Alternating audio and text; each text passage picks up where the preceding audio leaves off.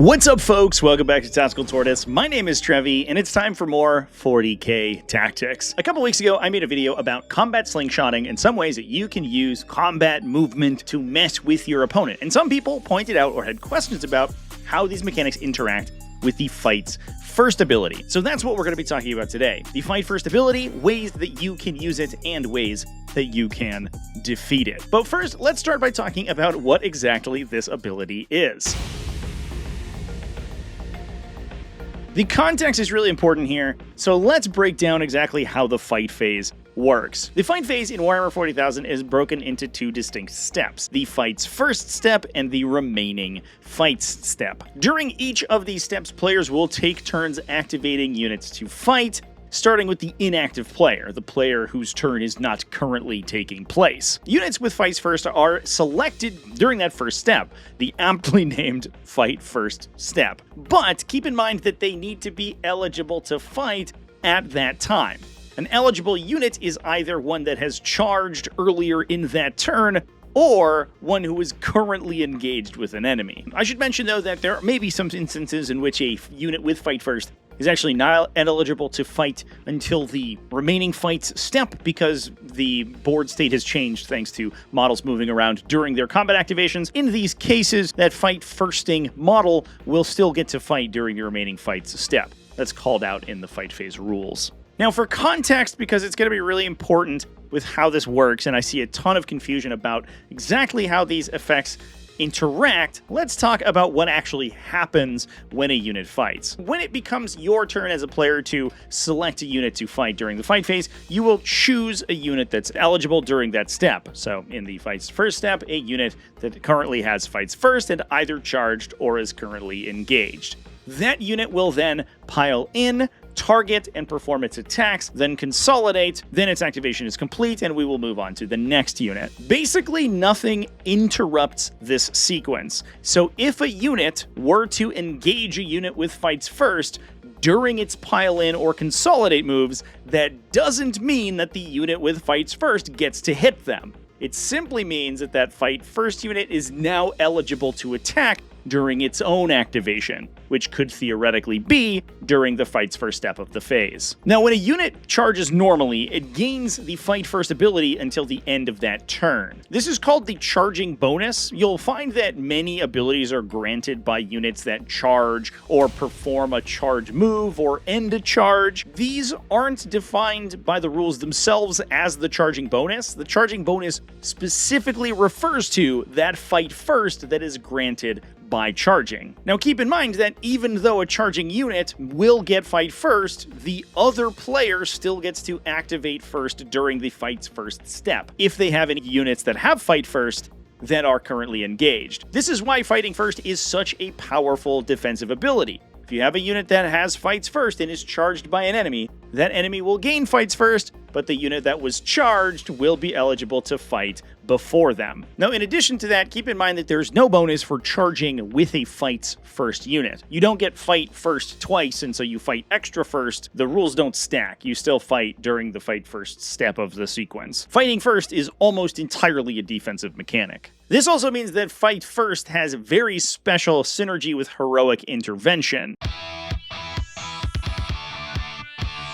Heroic Intervention allows units to charge during their opponent's charge phase, provided that enemies have ended their own charges within 6 inches of the intervening unit. The downside is that such units that are intervening don't get the charging bonus, so they don't get fights first normally. So while they will get other charging bonuses like impact attacks or stat bonuses for completing a charge, they won't automatically get fights first, but they'll retain it if they already have it. This allows units with fight first to counter a charge using Heroic Intervention and potentially fight before the unit that triggered the intervention, killing them before they're able to attack their original target. This is one of the most common ways to use fight first units. You place them in an aggressive position nearby your frontline bulwark.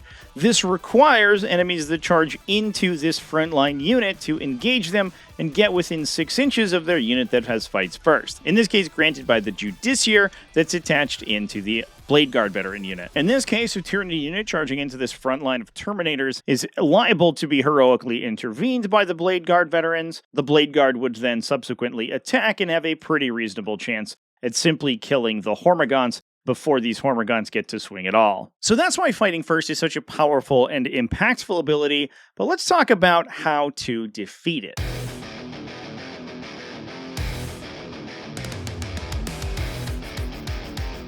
First of all, it's important to remember that units are only eligible to fight if they charge during that turn or are currently engaged in melee. This means that not directly charging units with the Fight First ability, but engaging them via pile-in or consolidate moves gets around their ability to attack before the charging unit. This is because, as we discussed before, Fights First doesn't actually interrupt another unit's attacks. It simply makes you eligible to fight before them if they are engaged earlier in the phase. So this means, for example, that a Hormagaunt unit like this, using a pile-in move to engage these Blade Guard veterans, are still going to get to attack the Blade Guard veterans during their attack activation before this Blade Guard veteran unit gets to use its Fight First. Now, in a recent video, I talked about executing maneuvers like this using what's called a combat slingshot. I'll reiterate this momentarily, but I have a much greater explanation in that video. Essentially, when we perform a charge move targeting this Predator Destructor with the Hormagaunts, we can construct a situation